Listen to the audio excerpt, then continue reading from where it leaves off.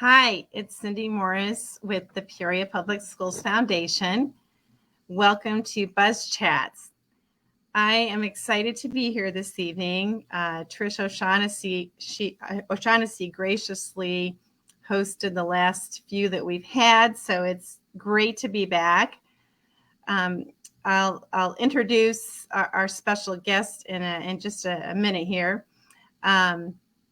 We always start off by assuming maybe that people don't know what the Peoria Public Schools Foundation, but I'll give you the nutshell of what we do.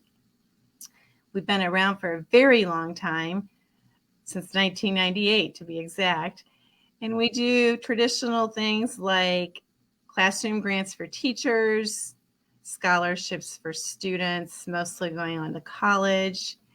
We have several endowed funds. So there's certain schools and programs that get specific money each year through us.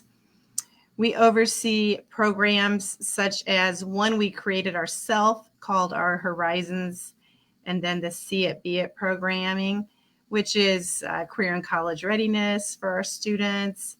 The long-term, long-standing Adopt a School program, which encompasses a lot of basic needs support as well, such as our little free pantries at many schools, little free libraries. We work with snack packs and uniforms and clothes and emergency requests. Those are just some of the things we do. So please take a look at our website to learn more at www.ppsfoundation.org. And the reason we started Buzz Chats was during the early on in the pandemic when we were literally shut down. And it was a way to communicate. During that time, it was very hard because it was so unexpected. And communication is important, especially, I think, in times of uncertainty. So we started the program to communicate with those people and organizations that are connected to Peoria Public Schools. So we've been doing it ever since then, and we love bringing on guests that are connected to our school district. And tonight, it gives me great privilege to bring on, first of all, Alex Sierra. You want to say hi? Hey, everyone. Hey, Sydney. Thanks for having me. So we have Alex on, and I'll ask him to give you the nutshell about Alex Sierra.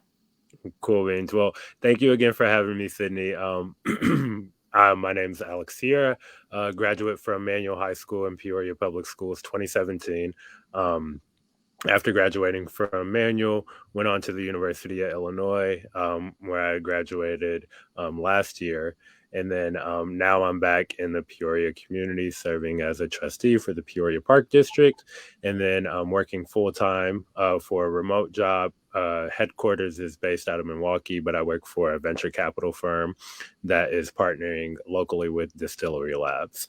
So that's a bit about myself in a nutshell, and I look forward to sharing more. Okay, great. Well, once again, thank you. Probably, we've had just a variety of guests on our little podcast here, but I always really, really like talking to students or former students. So thank you so much.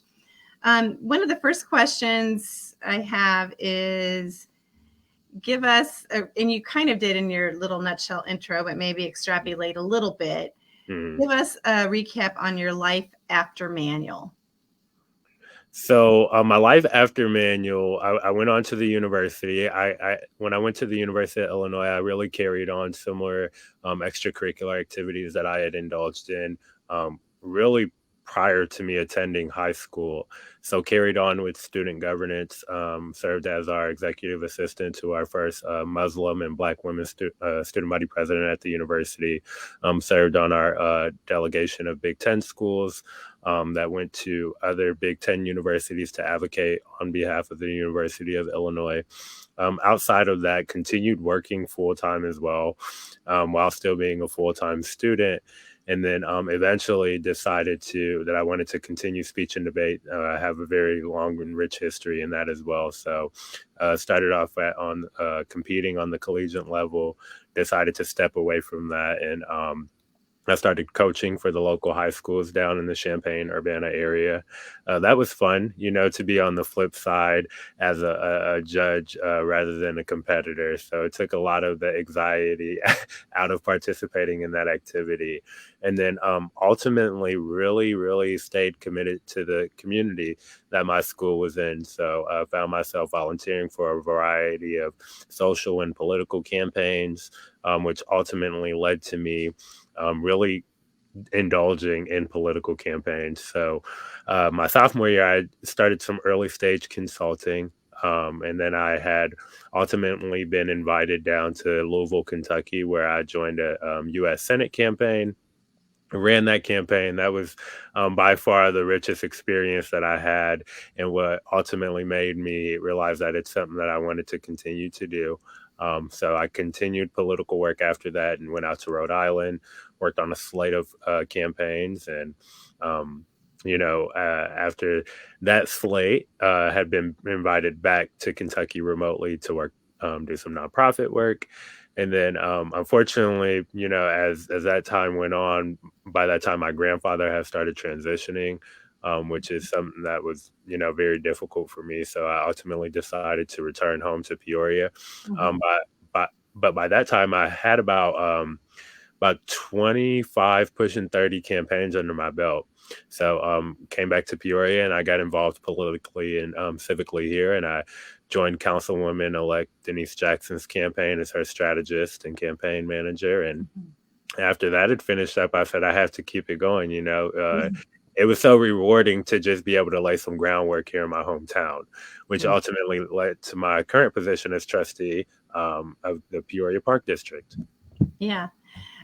During the stream here, I'll share just some comments that are coming through, and we don't Mhm. really respond to them, but I wanted to share. Kathy Peters Phillips says, "Love that you came back to get back, Alex." And I know Mrs. Phillips is a teacher, right? Yeah, yeah, I know Mrs. Phillips, and thank you very much. Yeah, Coming back, it was a very intentional act of mine, yeah. and I'm very proud that I did it. And then Demario Boone chimed in and said that you're one of his favorite students in his career. That's pretty big. Yeah, that's exciting. Chief Boone, I remember when he was a resource officer at Mhm. Treewind Middle School. So Wow. we go back, yeah, we go back a very, very long time. Yeah. So, um, you kind of already discussed kind of what brought you back to Peoria. Mhm. Your grandfather getting ill, and we had talked about that.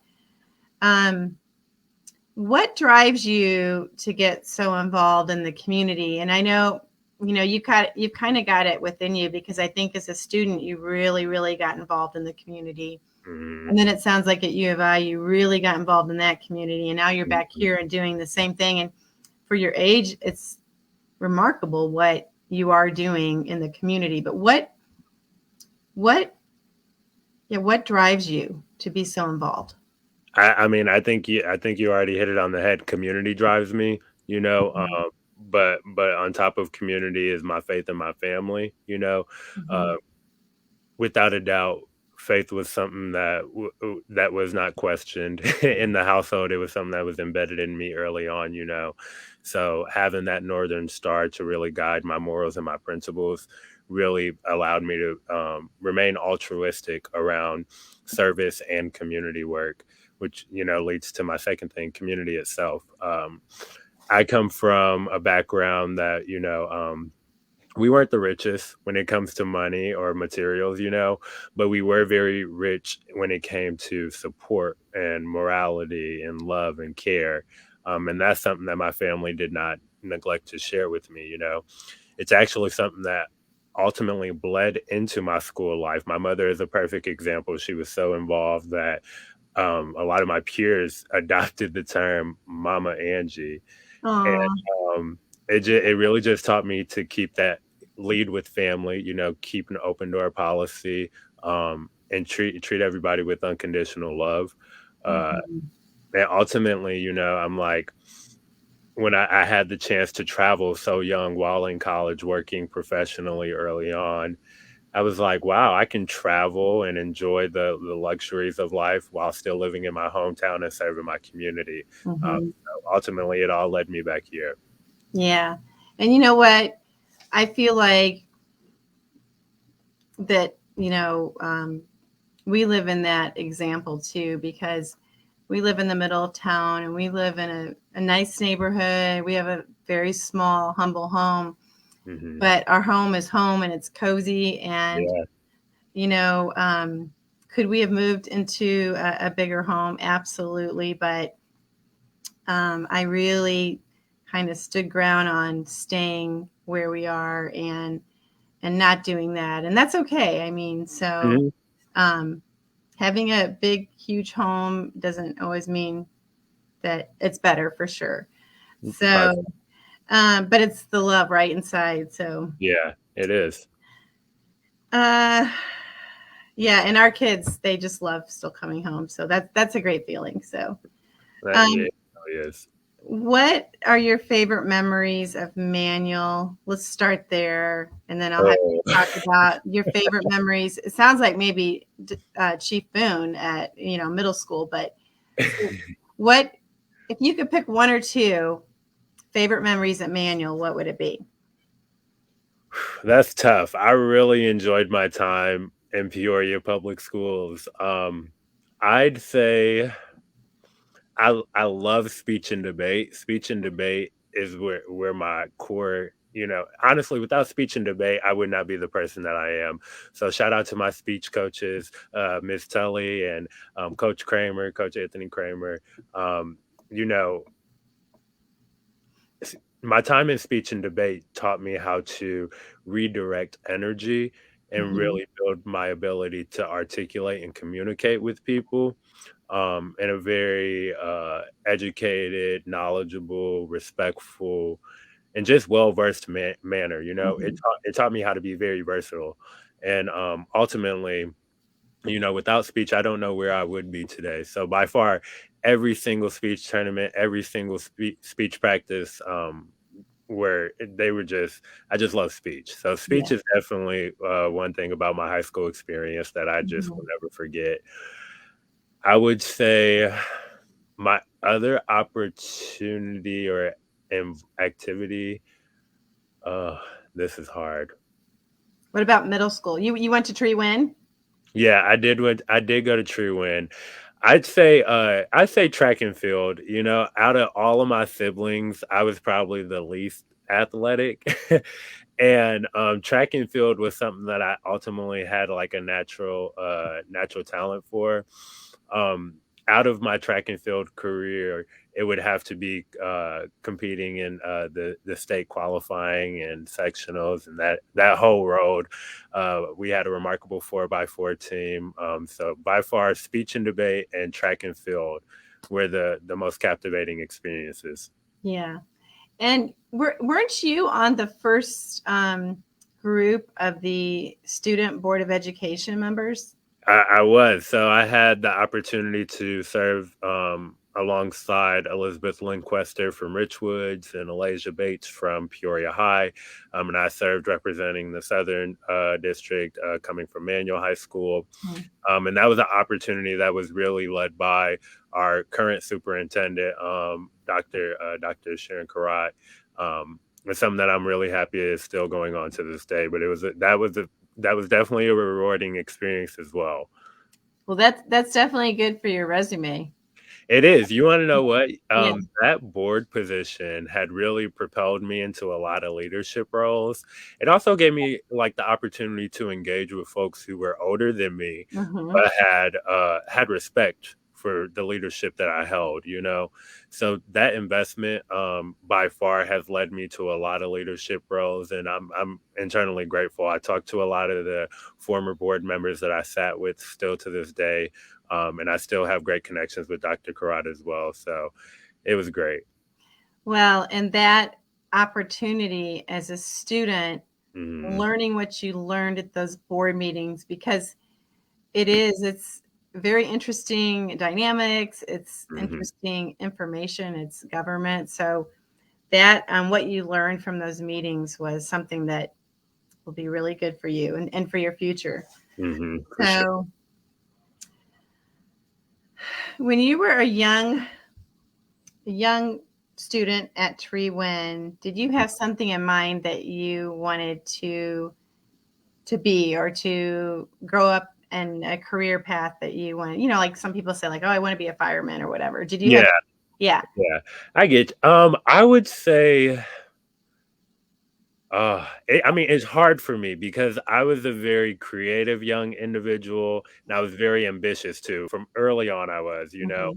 So oftentimes I would. It really just depended on whoever that wisdom warrior was at that given time in my life. There was a point in time where I wanted to be an officer, where folks like Chief Boone inspired that.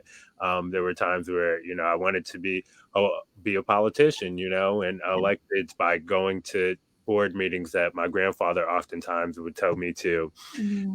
That really inspired. I think the one career that I never really shared with anyone, nor did I ever invest any actual time in, is being an astronaut. Wow. Yeah, I still plan to touch the moon one day. But you just didn't really talk about it. Yeah, no, I didn't speak about it too much. I think I like the foundations of science. Yeah. I never really got too involved. I was more of a creative literature and mathematics type of individual. So I just stuck with my strengths. Yeah. That's pretty cool, though. Yeah, it is. And again, I do plan on touching the moon one day. Tell me what your favorite places are to go in Peoria. Maybe it's, maybe since you're on the park board, you can mention one of your favorite parks or something, but maybe like your favorite restaurant, your favorite coffee Mhm. shop or. Well, I'll hit all three of those. So Okay. by far, Treewind Park is my favorite park. It's also my least favorite too, because anyone that's familiar with Treewind Park, it has a very steep hill, Mm-hmm. and there aren't any fencing around the basketball court. Mm-hmm. So being the youngest of several siblings, oftentimes my brother would make me go get the basketball from down the hill. Yeah. Uh, so that little brother moment. So Treewind Park, by far one of my favorite park. Yeah. Um, I would say my favorite coffee shop is Zion Coffee Bar. Mm-hmm. It's a new coffee bar in downtown Peoria. But I mean, the staff there are great. The environment is great. The lighting, it just makes me Mm-hmm. want to work. Uh, and it's good to work with other entrepreneurial individuals who Mm-hmm. work remotely as well. So Zion Coffee Bar is definitely my favorite. And then I would say my favorite restaurant would have to be the Green Garden Street Cafe, also known as the Greasy Spoon in the South Side. That's just something that my grandfather for sure, and my mother, they would take us to a lot as kids. And it's a local business too, so it's something that I still try to support and still go to pretty frequently. So those are my top three places in Peoria. And where is that located? So Garden Street Cafe is off of Garden, Mm-hmm. heading if right before you merge into the one way of Adams. Is that? Okay. Yep. Okay. So right across from, I think it's Baptist Missionary Church. Okay. And I know it's right next to the old Southside Bank as well. How about we go to lunch there sometime, because I love Triumph and I've never been there. So why don't we meet Yes. there for lunch someday? I don't know if you get lunch break, but Oh yeah, that's one of the luxuries of the work that I do. The schedule is very flexible. I would love to get lunch there. yeah, I encourage everyone to go there. yeah, Um, it's a great place for sure. I would love that. My favorite place in Peoria is Forest Park. Um, yeah, it's I so mean, it's a good choice. It's a very green space, so I love the green spaces. yeah, for sure. And then another park I love that I grew up around and in, and a lot of people don't know it because it's kind of a hidden park, but it's Mhm. where I grew up. It's called Endress Park. Hmm. So it's Endres, and it's off of Knoxville, kind of across the street from where it was Proctor Hospital, but on the other side in the neighborhood. Okay. But there was a lot of sledding going on there, and there's a little playground. I used to take Jordan and Taylor to our kids, but Hmm. it's just a nice centrally located park in a neighborhood. So a lot of people don't know it, but I've definitely introduced a lot of people to that park. How So, far would you say away from Donovan Park is it? well, it's closer towards Glen. Okay. Okay. It's pretty close to Glen. Okay. And then if you're heading, north that way, it's pretty quickly to your right. You turn right on Francis Street off of Knoxville. Okay. And you have to get to it through there, but highly recommend Endress Park. And they have a really nice pavilion. You can have birthday parties or staff meetups. Yeah, it's been great. So tell me about how did you get on the park board, or how did that happen? Oh, that so ultimately, going back to when my grandfather had begun transitioning, and I'm sorry, I have a picture right here of my grandfather, so I can't help but to look at it. Oh, But ultimately, when my grandfather started transitioning, a lot had started to come to realization for me. My grandfather only had an eighth grade education.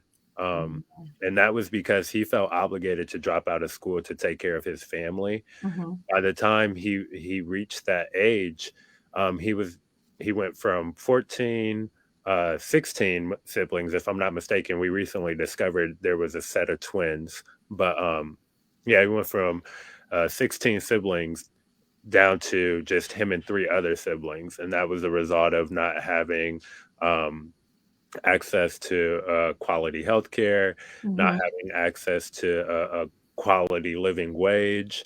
Um, Mm-hmm. and that it ultimately led him to drop out of school to take care of his mother and his family. Of those siblings that he lost, he had also lost his father too, so it was down to my abuela, and his three siblings and him. And I Mm-hmm. struggle with this story because he felt like he had no other choice. That's how I feel, and based off of the Mm-hmm. conversations we had. Despite that education, that limited education, he was still driven to really serve his community. He was driven Mm-hmm. by a greater purpose. Mm-hmm. So as I grew up, I realized I'm like, Alex, you have access to all these resources. You have Yeah. access to higher education. You have strong social emotional support from family, friends, and surrounding community members, and my educators. Without my educators, I would not be where I am at today. I love Mm-hmm. my educators. Mm-hmm. Um, and when I had started to realize this, these were all same values and principles that my grandfather had practiced and lived by. And ultimately, I was like, wow, Alex, you'd really be a horrible person if you don't take advantage of what you have in front of you, for if you take it for granted. And, Mm-hmm. um, you know, it's still not an easy thing to do. There are people to this day who aren't able to identify the best route for them to get out of their circumstances. But Mm-hmm. ultimately, I started to navigate those routes, and I started to have those resources, and it led me to say, Alex, you have to continue service work. You have to continue to revere community, revere faith, revere family. And ultimately, that's what got me into community organizing. That's what got me into politics, continuing to work toward a better day, a better quality Mm-hmm. of life. So when I had first started working in political work, I had some very poor experiences on prior campaigns. Mm-hmm. For instance, on my Senate campaign in Kentucky, that was the first federal campaign that the Commonwealth of Kentucky has supported a person of color, a black man Mm-hmm. to be specific. Yeah. And as a result, a lot of people weren't receptive of that. So, I had some experiences and I'm like, wow, I can never be the candidate. Yeah. But then, fast forwarding to when my grandfather had started transitioning, I'm like, wow, my grandfather had done all this work without any expectations of accolades or recognition. Mhm. Um, but just because he loved what he had done. Mhm. Yeah. So by this time, I had the time to volunteer for campaigns. I had the opportunity to staff them, to consult for them. And I Mhm. was like, wow, this is an opportunity to potentially be on the other side of the political spectrum by being a representative. So Yeah. I knew the skills and abilities and the education that I had equipped.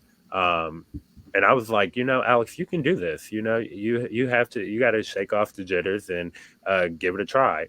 Ultimately, and I'm very thankful to my now colleagues for putting that faith in me and reassuring that I could do the work. So it led me to, apply for this trustee vacancy and land it. And it's something that I continue to do. I love every bit of it. By far the most humbling and rewarding experience that I've ever had.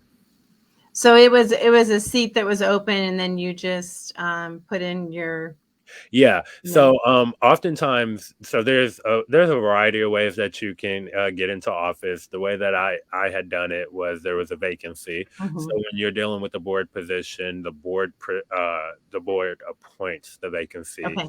Yep. Um, Rather than, and this is more so for the streaming audience, I'm sure you know this, but rather than when someone steps down and finishes their term and have to You run have a to run. campaign. Yeah. Yep. Yeah. So yeah, I was appointed to my vacancy.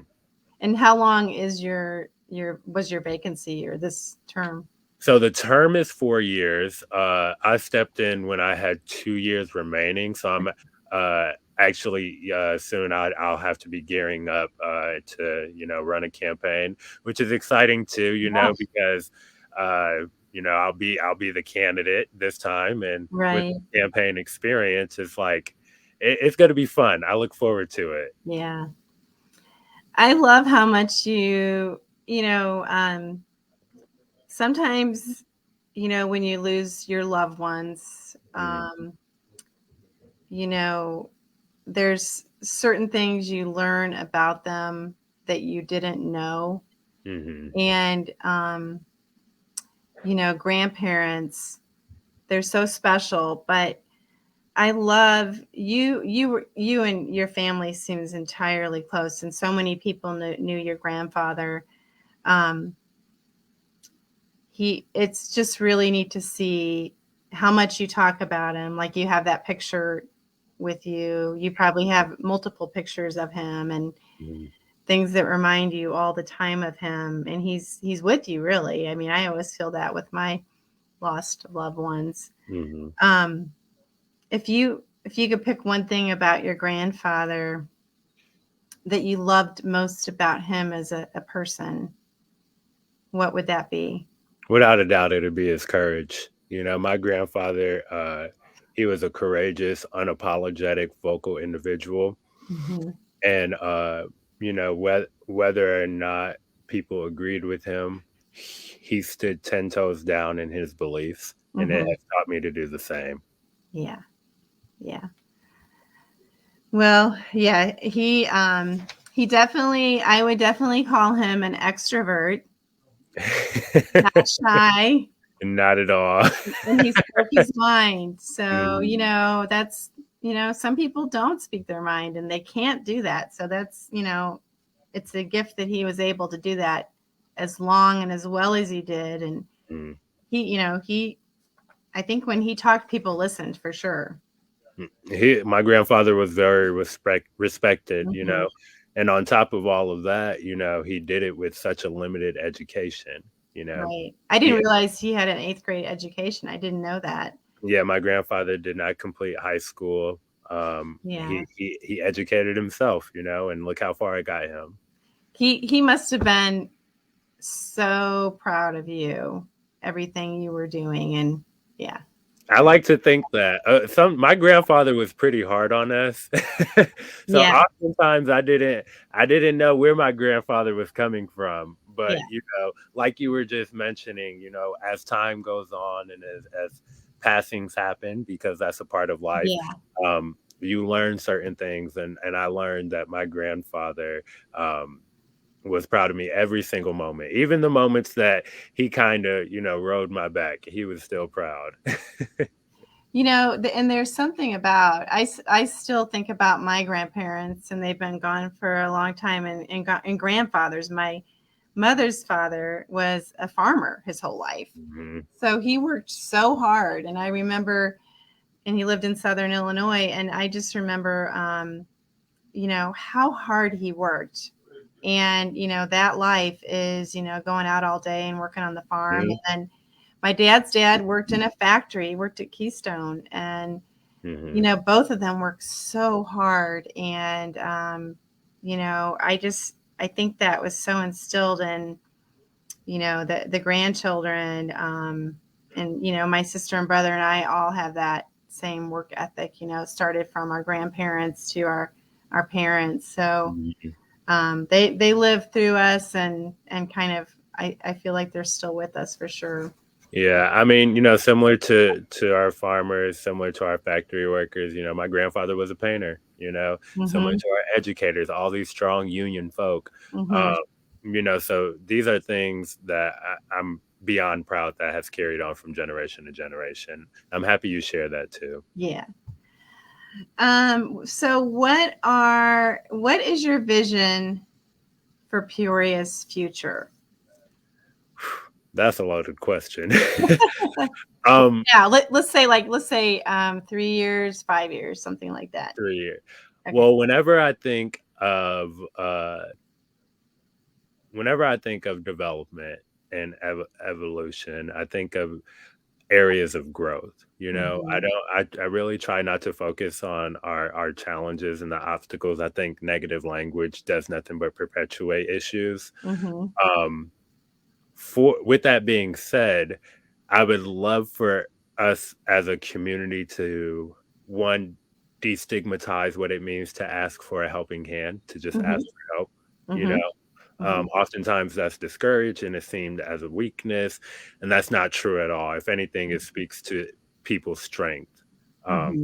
so I'd love for us to combat that negative stigma around asking for a helping hand. Hmm. I'll also love, and I look forward to this. I think we are heading in this direction to redefine what a home is. You know, Hmm. how I think I mean, a old saying, "Home is where the heart is." Hmm. And Hmm. when we realize that, we really are family and we treat each other like family, we're Hmm. gonna bring each other up together. Hmm. So, though I would say those are my two things: reimagine and redefining what a home is. Uh, Hmm. as well as destigmatizing negative culture. Hmm. Yeah, that's very, very good vision there, Alex. Thank you. What are your personal goals? You wanna know what? I don't know. And I struggle with this right now. I mean, with my actual job, we're going through something that they call professional development to Hmm. see where we wanna end up in our career. Hmm. Um, and the truth is I don't know. Yeah. The only thing that I do know is that I want to continue service work. Mhm. The beauty of that being so broad is service can look like anything. It can be the representative work that I'm doing. It can be the venture capital work that I'm doing to help people launch their early stage startup businesses. It can be the destigmatizing social campaigns. Mhm. Uh, I think that, or no, not I think, I know that whatever I do, it's going to be related to a personal mission. So, an educator who is also one of my good mentors had told me once I had started getting involved in like adult life, they were like, Alex, you need to create a mission. Mhm. So ultimately, um, I was confused, but then she elaborated and told me, once you create your mission, any and everything that you do should be related to that mission. And Mhm. if it's not, then you have to ask yourself why you're doing it. Mhm. So it led me to create a mission, restoring faith and hope amongst everyone that I come across, including myself. Mhm.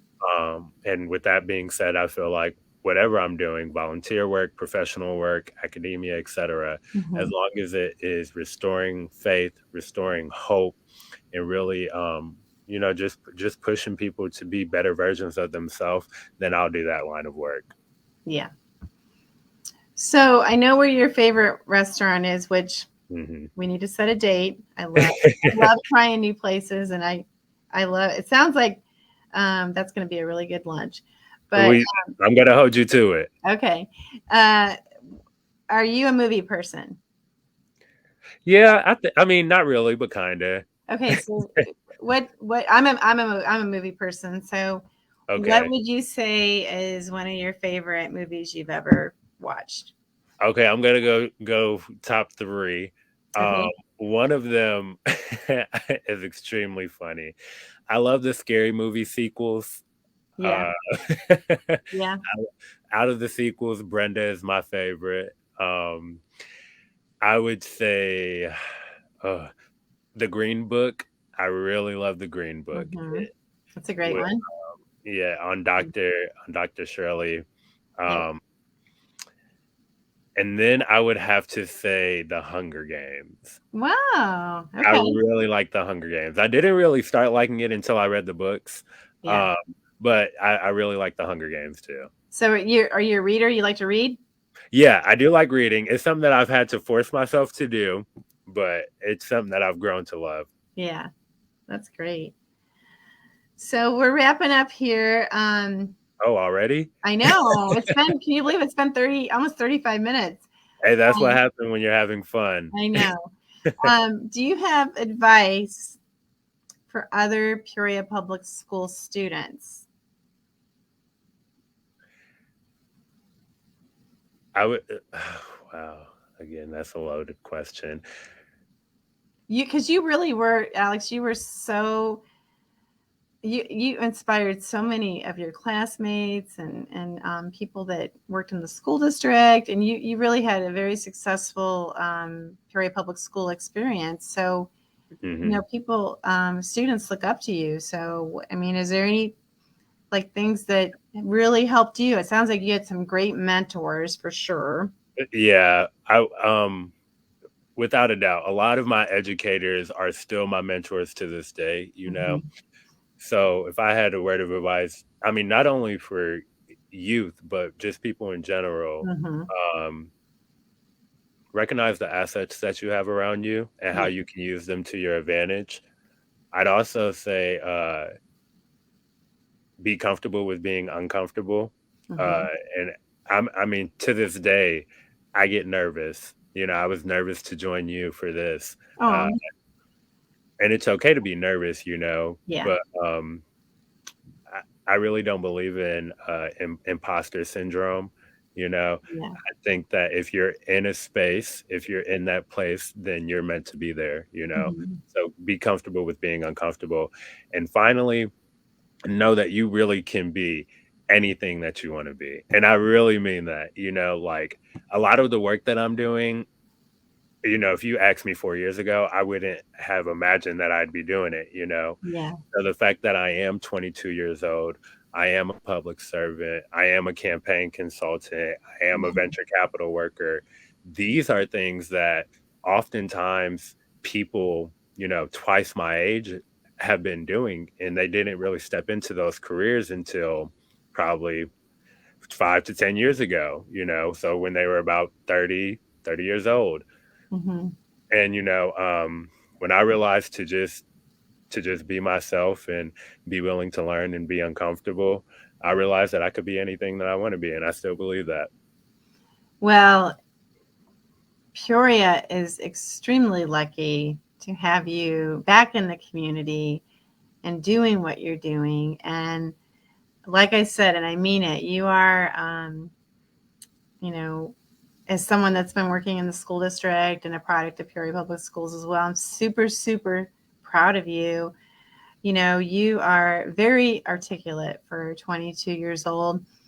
When I was 22 years old, I could not public speak. I was extremely nervous about doing that and had insecurity issues and overcome that over the years. But you seem much older than 22 years old, which that's a compliment, to you.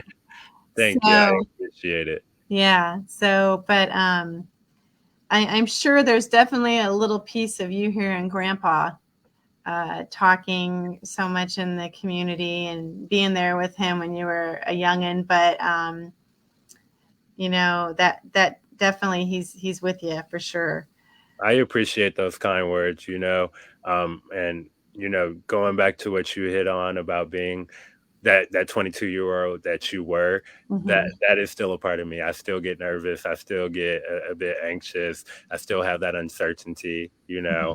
Um, but the best thing about everything that I'm doing is I've had a lot of amazing people in my life, my family, again, my educators. I cannot stress that enough. I love my Hmm. teachers.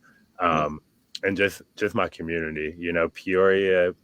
I've literally been around the country at this point, and there's literally no place like home. Yeah. If you had, we're going to wrap up here, but if you have any departing wisdom or a favorite poem or a favorite saying, what would that be? Um, I would here. Let me see. There is an American thriller novelist.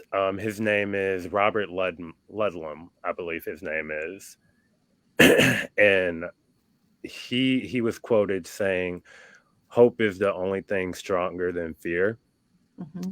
And when people ask me what hope looks like, I say, imagine being in a pitch black room with your eyes completely open for seconds, minutes, hours, whatever it takes you to feel uncomfortable, weary, and frankly scared.